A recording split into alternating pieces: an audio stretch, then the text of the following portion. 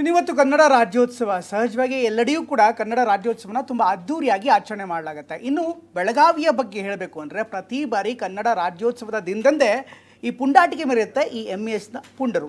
ಇವತ್ತು ಕೂಡ ನಿಷೇಧಾಜ್ಞೆಯ ನಿಷೇಧದ ನಡುವೆಯೂ ಕೂಡ ಅನುಮತಿ ಇಲ್ಲದೇ ಇದ್ದರೂ ಕೂಡ ನೂರಾರು ಮಂದಿ MES ಪುಂಡರು ಸಾಕಷ್ಟು ದಾಂಧಲೆ ಮಾಡುವಂಥ ಕೆಲಸವನ್ನು ಮಾಡಿದ್ರು. ಹೀಗಾಗಿ ಬೆಳಗಾವಿಯಲ್ಲಿ ಉದ್ವಿಗ್ನವಾದಂಥ ವಾತಾವರಣ ಕಂಡುಬಂತು.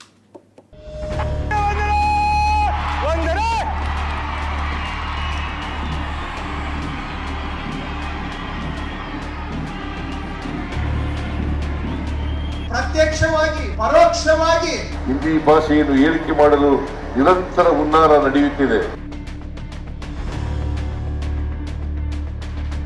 ಕನ್ನಡ ನಾಡನ್ನ ನಲ ಜಲ ಭಾಷೆಗೆ ರಕ್ಷಣೆ ಮಾಡ್ತೇವೆ.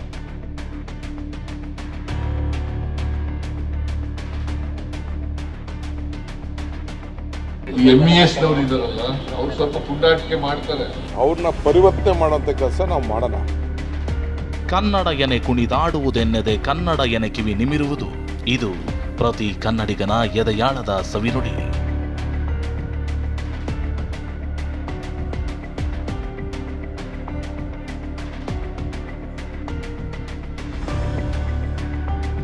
ಇವತ್ತು ರಾಜ್ಯಾದ್ಯಂತ 70ನೇ ಕನ್ನಡ ರಾಜ್ಯೋತ್ಸವದ ಸಂಭ್ರಮ ಸಡಗರ.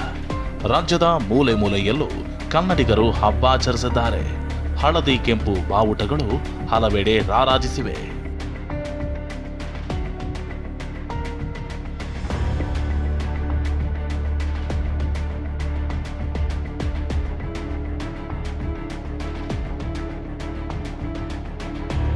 ಬೆಂಗಳೂರಿನಲ್ಲಿಯೂ ಮುಖ್ಯಮಂತ್ರಿ ಸಿದ್ದರಾಮಯ್ಯ, ಉಪಮುಖ್ಯಮಂತ್ರಿ DK ಶಿವಕುಮಾರ್ ಕಂಠೀರವ ಸ್ಟೇಡಿಯಂನಲ್ಲಿ ನಡೆದ ಕನ್ನಡ ಸಂಭ್ರಮದಲ್ಲಿ ಭಾಗಿಯಾಗಿದ್ದರು. ಕನ್ನಡ ಧ್ವಜಾರೋಹಣ ನೆರವೇರಿಸಿ ಮಾತನಾಡಿದ CM, ಹಿಂದಿ ಹೇರಿಕೆ ವಿರುದ್ಧ ಕನ್ನಡದ ಬಾಣ ಬಿಟ್ಟರು. ನಮ್ಮ ಮೇಲೆ ಬಲವಂತವಾಗಿ ಹಿಂದಿ ಹೇರಿಕೆ ಮಾಡಲಾಗ್ತಿದೆ, ಇದಕ್ಕೆ ಕನ್ನಡವನ್ನ ಅನಿವಾರ್ಯವಾಗಿಸೋದೇ ಪರಿಹಾರ ಅಂತ ಹೇಳಿದ್ರು. ಹಿಂದಿ ಭಾಷೆಯನ್ನು ಏರಿಕೆ ಮಾಡಲು ನಿರಂತರ ಹುನ್ನಾರ ನಡೆಯುತ್ತಿದೆ. ಹಿಂದಿ ಸಂಸ್ಕೃತ ಭಾಷೆಗಳ ಅಭಿವೃದ್ಧಿಗೆ ಮಾತ್ರ ಅನುದಾನಗಳನ್ನು ನೀಡಲಾಗುತ್ತಿದೆ. ಕನ್ನಡವೂ ಸೇರಿದಂತೆ ಉಳಿದ ದೇಶ ಭಾಷೆಗಳನ್ನು ನಿರ್ಲಕ್ಷಿಸಲಾಗುತ್ತಿದೆ. ಪ್ರತ್ಯಕ್ಷವಾಗಿ ಪರೋಕ್ಷವಾಗಿ ಸ್ಥಳೀಯ ಭಾಷೆಗಳನ್ನು ಅದುಮಿ ಅವುಗಳನ್ನು ಪಕ್ಕಕ್ಕೆ ಸರಿಸಿ ಬಲವಂತವಾಗಿ ನಮ್ಮ ಮೇಲೆ ಹಿಂದಿಯನ್ನ ಏರುವಂತ ಹಿಂದಿ ಸಂಸ್ಕೃತಿ ಏನು ಒಂದೇ ಭಾಷೆ ಒಂದೇ ಸಂಸ್ಕೃತಿ ಬದುಕಬೇಕು, ಈ ರೀತಿಯಾದಂತ ಬಲವಂತದ ಏರಿಕೆಯು ಕೂಡ ಇವತ್ತು ನಮಗೆ ಆತಂಕ ಮತ್ತು ನಮ್ಮ ಭಾಷೆ ಸಂಸ್ಕೃತಿಗೆ ಆಪತ್ತನ್ನು ಕಾಡ್ತಾ ಇದೆ.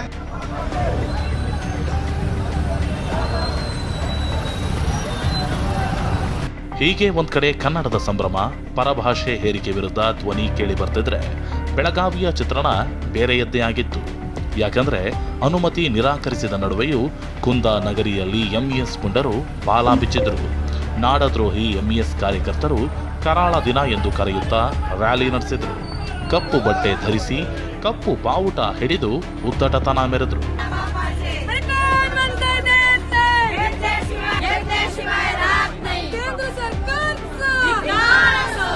ನಿನ್ನೆ MES ಸಂಘಟನೆಗೆ ನಾವು ರೈಟಿಂಗ್ನಲ್ಲಿ ಪರ್ಮಿಷನ್ ನಿರಾಕರಿಸಲಾಗಿದೆ ಅಂತ ಮಾಹಿತಿ ನೀಡಿದ್ದೀವಿ. ಆದರೂ ಕೂಡ ಅವರು ರ್ಯಾಲಿಯನ್ನು ತಗೊಂಡಿದ್ದಾರೆ. ಯಾರು ವ್ಯಕ್ತಿ ಯಾರು ಸಂಘಟನೆ ಕಾನೂನಿಗಿಂತ ದೊಡ್ಡವರು ಇಲ್ಲ, ಅವರ ಮೇಲೆ ಕಾನೂನು ರೀತಿಯ ಕ್ರಮ ಜರುಗಿಸಲಾಗುವುದು. ಇನ್ನು ಬೆಳಗಾವಿಯಲ್ಲಿ MES ಪುಂಡರಿಗೆ ಪೊಲೀಸರು ಶ್ರೀರಕ್ಷೆ ಕೊಟ್ರಾ ಎಂಬ ಪ್ರಶ್ನೆಯೂ ಉದ್ಭವವಾಯಿತು. ಯಾಕಂದ್ರೆ ರ್ಯಾಲಿ ನಡೆಯುತ್ತಿದ್ದರೂ ಜಿಲ್ಲಾಡಳಿತ ನಿರ್ಲಕ್ಷ್ಯ ವಹಿಸಿತ್ತು. ಇದೇ ವೇಳೆ MES ಪುಂಡ ಶುಭಂ ಶಳಕೆ ಜೊತೆ CPI JM ಖಾಲಿ ಮಿರ್ಚಿ ಸೆಲ್ಫಿ ತೆಗೆದುಕೊಂಡ್ರು. ಈ ಸೆಲ್ಫಿಗೆ ಸಾಕಷ್ಟು ವಿರೋಧ ಕೇಳಿಬಂದ ಬಳಿಕ ಕೊನೆಗೆ ಇದೇ CPI ಮೂಲಕ ಪುಂಡ ಶಳಕೆಯ ಬಂಧನ ಮಾಡಲಾಯಿತು.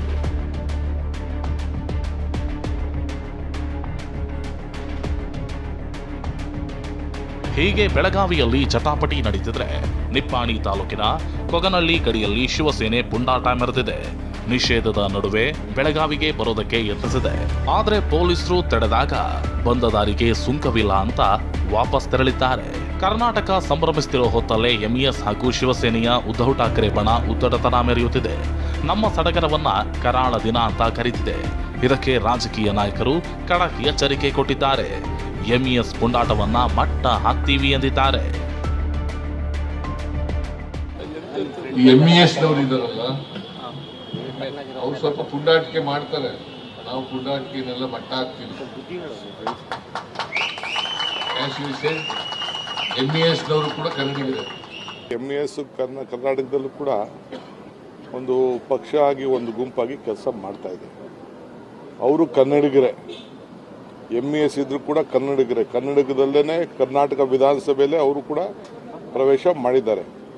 ಅವ್ರನ್ನ ಪರಿವರ್ತನೆ ಮಾಡೋಂಥ ಕೆಲಸ ನಾವು ಮಾಡೋಣ, ಪರಿವರ್ತನೆ ಮಾಡೋಂಥ ಕೆಲಸ. ಕನ್ನಡ ನಾಡನ್ನ ನೆಲ, ಜಲ, ಭಾಷೆ ಯಾವುದೇ ಕಾರಣಕ್ಕೂ ಕಾಂಪ್ರಮೈಸ್ ಆಗ್ದಂಗೆ ರಕ್ಷಣೆ ಮಾಡ್ತೇವೆ. ಮಾಡುವ ಜವಾಬ್ದಾರಿ ಸರ್ಕಾರದ್ದು. ಮುಲಾಜಿಲ್ಲದೆ ಮಾಡ್ತೇವೆ. ಅವ್ರು ಯಾರೇ MES ಇರಲಿ, ಯಾರೇ ಇರಲಿ.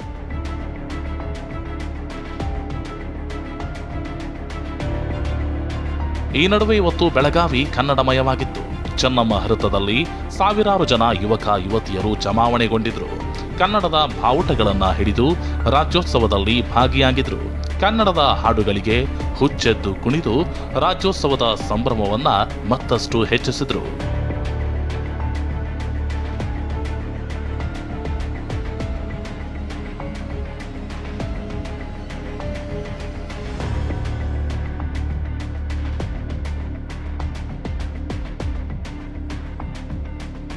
ಸಹದೇವ್ ಮಾನೆ, TV9 ಬೆಳಗಾವಿ.